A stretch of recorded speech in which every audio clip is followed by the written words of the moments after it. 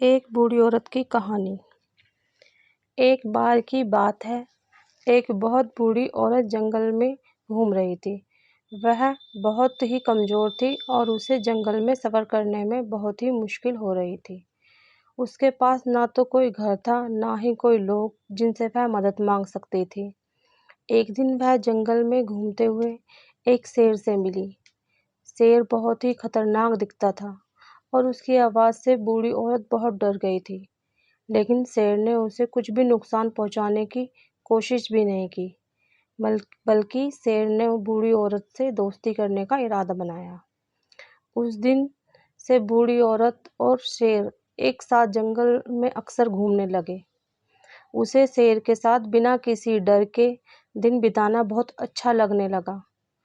शेर भी उसे कुछ दिनों से अच्छे से जानने लग गया। वह उसे खाने की चीज़ें लेकर देता था और उससे बहुत ही सी अच्छी जानकारियाँ हासिल करता था। दोनों के बीच एक गहरी दोस्ती हो गई थी। एक दिन बूढ़ी औरत को बुखार हो गया था और वह बिना दवाई के ठीक नहीं हो पा रही थी। शेर ने उसकी मदद करने का इरादा बनाया और उसे नदी के पास लेकर गया।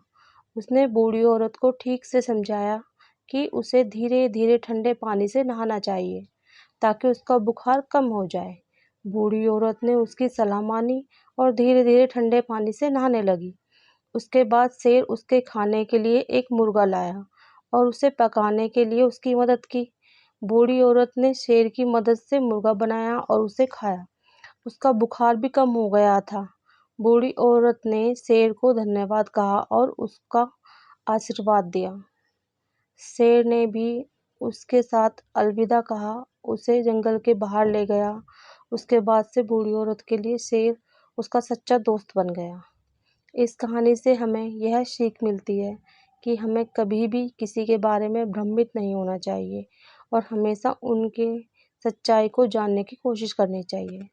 इसके अलावा हमें यह भी याद रखना चाहिए कि हमें अपने समाज में निरंतर सहयोग करना चाहिए और ज़रूरतमंद लोगों की मदद करनी चाहिए। इसके लिए हमें कभी भी उनकी उम्र, जाति, धर्म और जाति से संबंधित नहीं होना चाहिए। इस प्रकार हम समाज में सद्भाव, सहयोग और समानता का माहौल बना सकते हैं। यह एक छोटी सी कहानी थी जो हमें बूढ़ी औरत और शेर की मदद से जुड़े हुए मूल्यों के बारे में समझाती है। यह एक शिक्षाप्रद कहानी है जो हमें समाज में सहयोग और समरसता के महत्व को समझाती है। धन्यवाद। अगर आपको ये कहानी अच्छी लगी तो प्लीज़ लाइक करना, सब्सक्राइब करना। Thank you.